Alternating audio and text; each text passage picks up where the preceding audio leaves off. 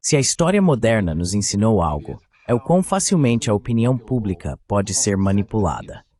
E embora normalmente vejamos isso com preocupação, destaquei em 2005 no meu livro, Construindo a Democracia, que isso também abre a porta para a possibilidade de narrativas positivas serem usadas para imaginar futuros melhores, em vez de futuros mais temerosos.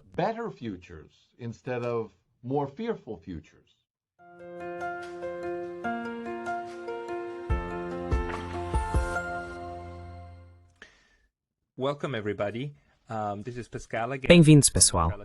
Aqui é o Pascal novamente, do Neutrality Studies, e estou aqui mais uma vez com Nikolai N. Petro, que é professor na Universidade de Rhode Island e autor de A Tragédia da Ucrânia, o que a tragédia grega clássica pode nos ensinar sobre resolução de conflitos, a ser publicado este mês, dezembro de 2022.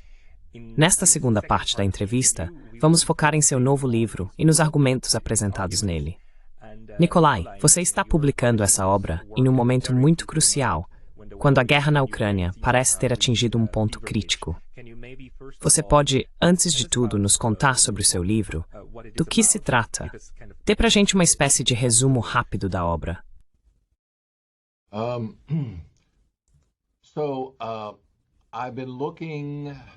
Tenho analisado as questões de conflito na Ucrânia há mais de uma década e não conseguia encontrar uma chave adequada que explicasse os temas recorrentes que observei na história ucraniana ao longo de várias décadas. À medida que comecei a analisá-los, eles me pareceram cada vez mais familiares, lembrando-me de um livro que li há algum tempo e que continua sendo um clássico, The Tragic View of Politics, de Richard Ned Lebow. No livro, Lebow analisa a tragédia grega clássica como um mecanismo para entender as relações internacionais, as relações entre estados. Achei isso muito interessante, mas me pareceu também aplicável às relações dentro dos estados. E foi isso que me propus a fazer em relação à Ucrânia.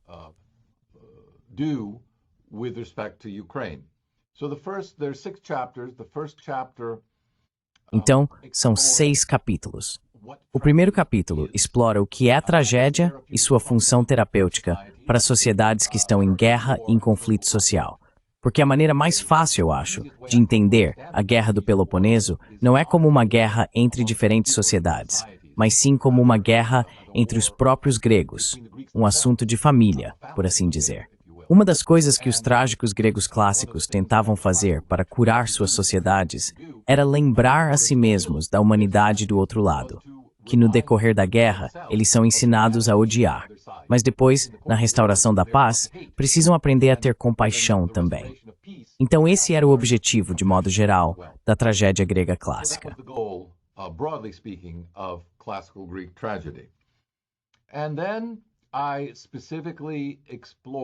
Em seguida, exploro especificamente diferentes aspectos do conflito atual na Ucrânia, começando pelas aspirações históricas de independência do país e, em segundo lugar, pelas políticas internas adotadas na Ucrânia desde a sua independência, que foram projetadas para cortar sua relação altamente lucrativa com a Rússia em praticamente todos os níveis.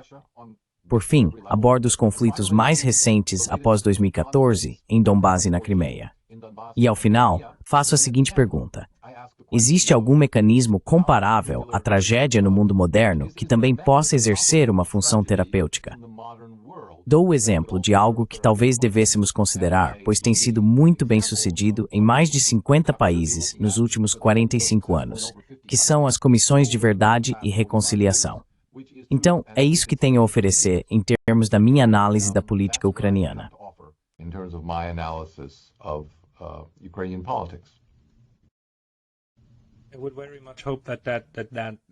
Eu realmente espero que essa visão se torne realidade, porque no momento, acho que a única coisa em que podemos concordar é que a verdade foi jogada debaixo do ônibus. Está realmente muito difícil obter qualquer tipo de informação confiável sobre o que está acontecendo dentro e ao redor da Ucrânia. E o nível de propaganda de todos os lados atingiu novos patamares, na minha opinião. Mas o seu livro, na verdade, tem 6 capítulos, e na parte final você foca na Crimeia, no Donbás, na extrema-direita e, por fim, no que você chama de paz falha. Gostaria de falar sobre esses temas. Talvez possamos começar pela extrema-direita, porque esse é um dos assuntos que, especialmente no Ocidente, é retratado como um ponto de discussão russo. Não há nazistas na Ucrânia, isso é pura propaganda. Mas no seu livro, você realmente escreve sobre a influência política que a extrema-direita tem há décadas. Você pode explicar um pouco sobre isso? Ou quais são as coisas mais importantes para entender sobre a política de extrema-direita na Ucrânia?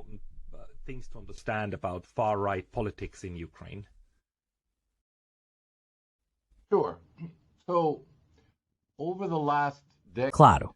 Então, na última década, houve pelo menos 60 artigos em grandes jornais ocidentais de língua inglesa sobre o crescimento da extrema-direita e de grupos neonazistas. Vários artigos no The Independent, Newsweek, The Guardian, Reuters Associated Press, The Daily Beast, The Los Angeles Times, The Nation, para citar alguns. Na imprensa israelense, houve diversos artigos no Jerusalem Post, Haaretz e na revista The Tablet.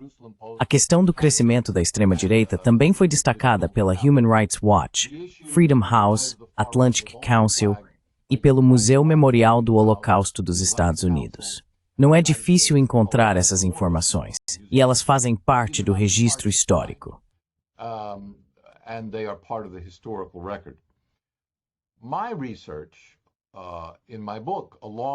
Minha pesquisa para o meu livro, juntamente com a do renomado estudioso ucraniano Volodymyr Ishchenko, atualmente na Freie Universität em Berlim, e de Richard Sakwa, Gordon Hahn e outros, mostra que a extrema-direita desempenha um papel desproporcional na política ucraniana, por 3 razões. Primeiro, ela forneceu a força e a organização para a derrubada do então presidente Yanukovych durante o Maidan em 2014. Segundo, tinha tropas prontas para o combate, dispostas a lutar no Donbass em 2014 e 2015, quando o exército ucraniano inicialmente não o fez. Terceiro, possuía uma ideologia nacionalista pronta, capaz de fornecer ao país uma nova identidade unificadora, como sendo o antípoda da Rússia.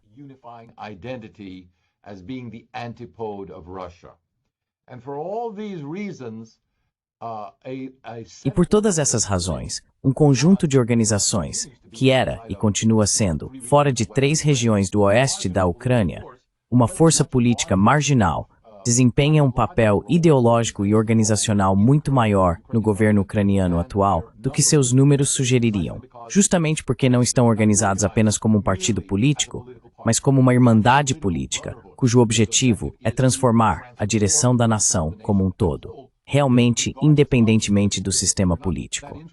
Eles não estão tão interessados no sistema político, mas sim em ter influência e a capacidade de direcionar e garantir que o rumo do país permaneça fiel ao objetivo de uma nação ucraniana pura. Eles prosperam no contexto da guerra. A guerra os torna indispensáveis.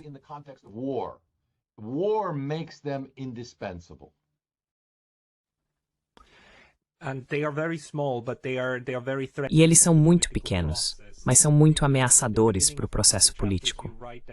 No início de um dos seus capítulos, você escreve que todo novo presidente da Ucrânia começa querendo ser o pacificador com a Rússia e acaba se tornando uma nova encarnação de Stepan Bandera, porque é empurrado para a direita por esses pequenos grupos. Você teme que até mesmo alguém como o presidente Zelensky esteja realmente ameaçado por eles? Quero dizer, o senhor Zelensky seria deposto se seguisse em uma direção que não fosse do interesse desses grupos nacionalistas de extrema-direita?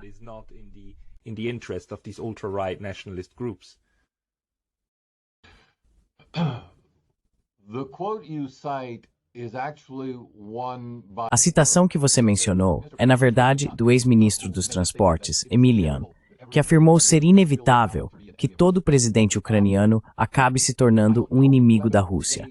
Eu não sei se a extrema-direita conseguiria remover politicamente o presidente, mas essa é uma ameaça explícita que eles vêm fazendo continuamente desde 2014. Se eles têm ou não a capacidade de fazer isso, não sabemos, mas isso faz parte da retórica e da maneira como garantem a lealdade política do regime.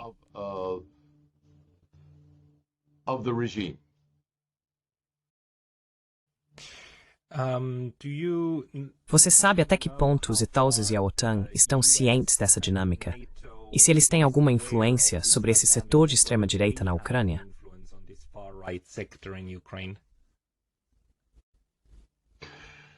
I assume that the United States government Presumo que o governo dos Estados Unidos, e particularmente o Departamento de Defesa, assim como as instituições da OTAN, estejam bem informados sobre essas organizações, porque seria impossível interagir com as instituições políticas e militares ucranianas sem entrar em contato com elas. E certamente, os conselheiros militares ocidentais que conheci, conselheiros militares britânicos, com quem tive a oportunidade de me encontrar, estavam em contato com essas organizações para garantir a eficácia de sua missão militar. Eles são parte integrante das Forças Armadas ucranianas. They are an integral part of the Ukrainian armed forces. So there's nothing Então, não há nada desconhecido, eu acho, para o Ocidente, tanto em termos da direção quanto da função da extrema-direita na Ucrânia. É plausível sugerir que esses são aliados incômodos para os europeus ocidentais, mas um mal necessário, por assim dizer, e que eles esperam que, à medida que a Ucrânia se torne mais independente, ela também se torne, de alguma forma, mais pluralista e liberal, e que, consequentemente, o papel da extrema-direita seria reduzido na política ucraniana. Mas isso é algo do qual a extrema-direita está ciente, e eles estão fazendo tudo ao seu alcance para garantir que isso não aconteça. and is doing everything in its power to ensure that that does not happen. And one of the things that I think is not very well understood in the E uma das coisas que acho que não é muito bem compreendida no Ocidente é que, neste momento, a hostilidade da extrema-direita está direcionada à Rússia. Mas, em termos ideológicos, em termos de pluralismo político, em termos da aceitação social dos valores liberais amplamente defendidos no Ocidente, a extrema-direita é tão inimiga do pensamento liberal ocidental quanto qualquer outro, incluindo questões como direitos específicos para minorias sexuais e outras minorias. Isso é algo a que a extrema-direita se opõe veementemente. that the far right is vehemently opposed to.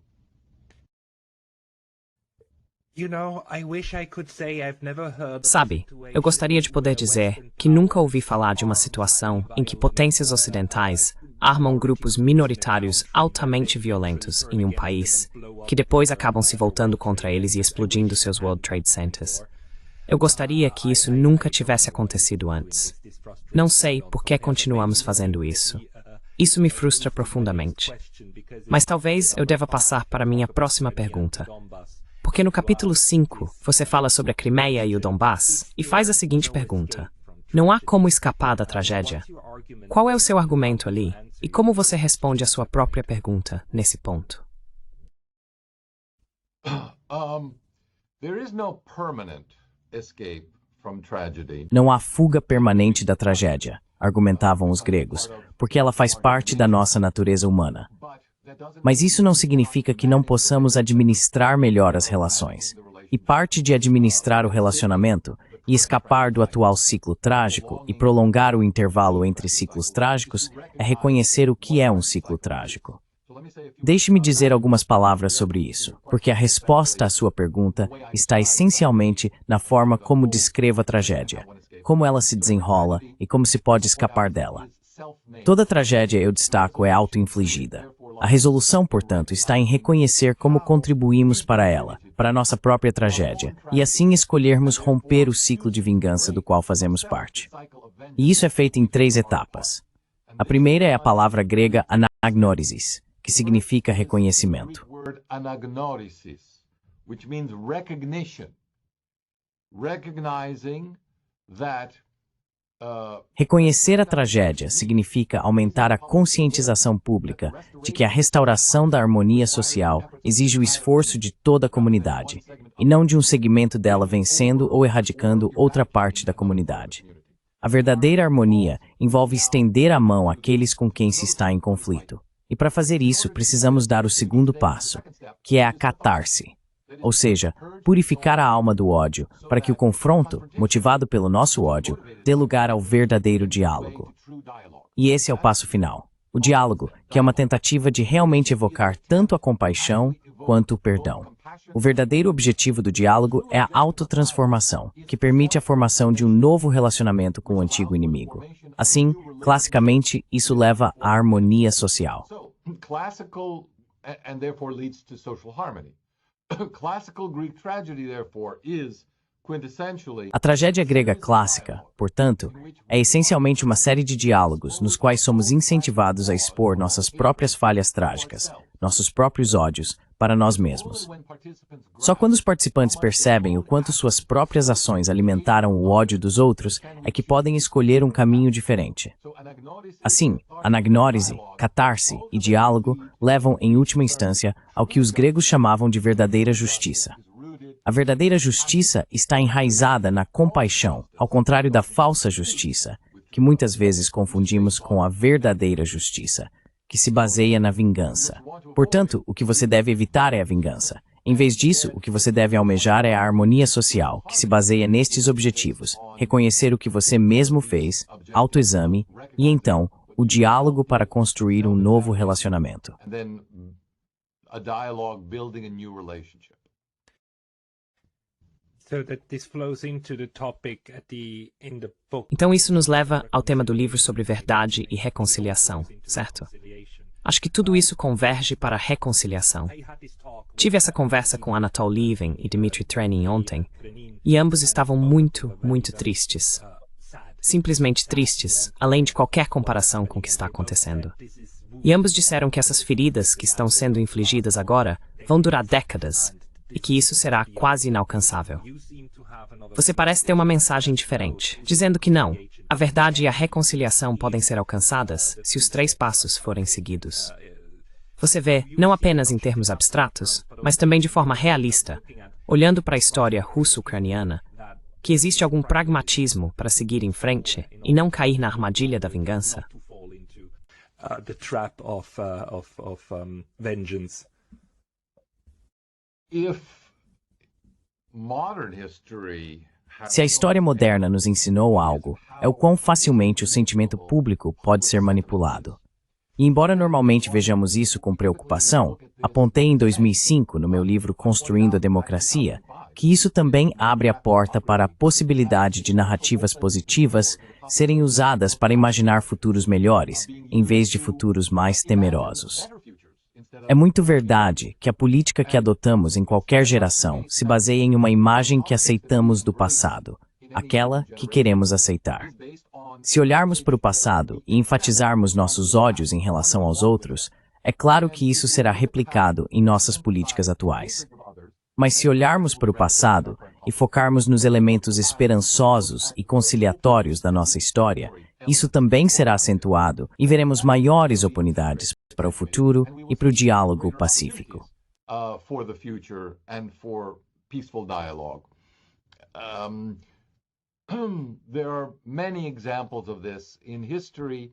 Há muitos exemplos disso na história, talvez mais notavelmente nas transformações que vimos recentemente, em relações que realmente foram baseadas em séculos de ódio, como as relações entre Inglaterra e Irlanda, ou França e Alemanha, ou neste país, entre os Estados Unidos e o México.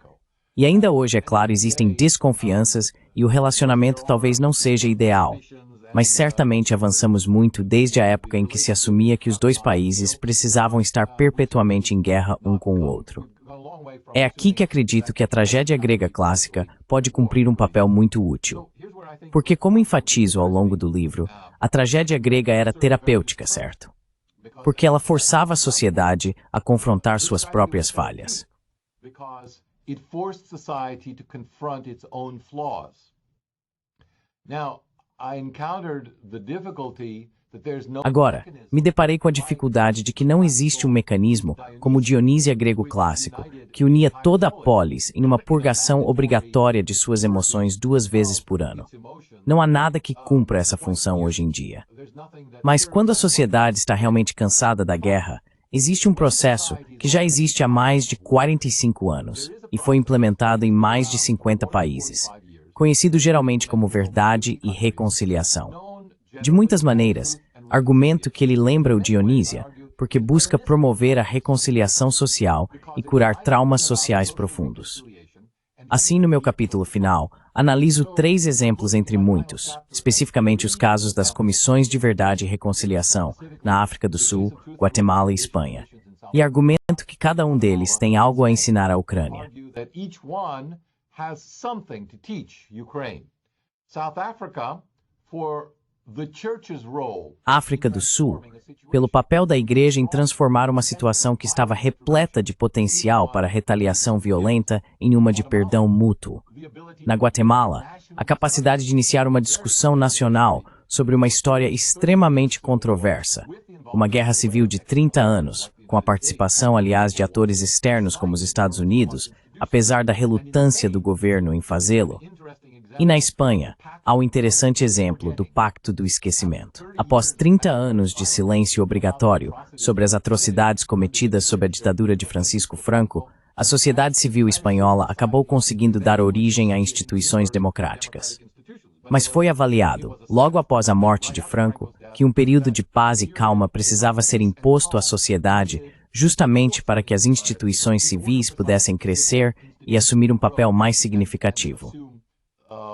A more significant role in society, and that has effectively happened.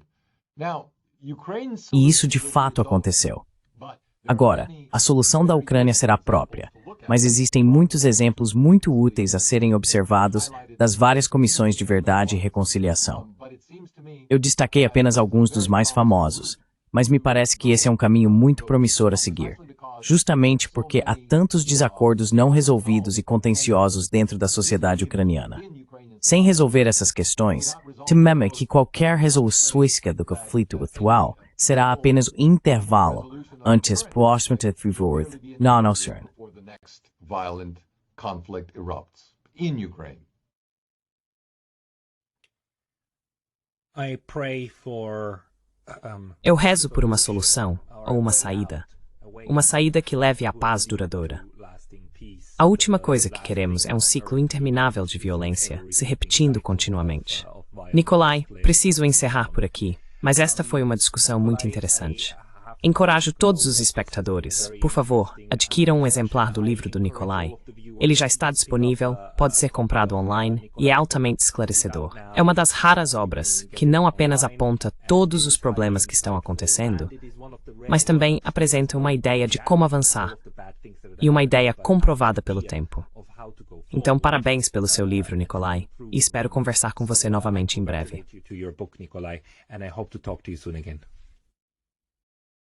Muito obrigado, Pascal.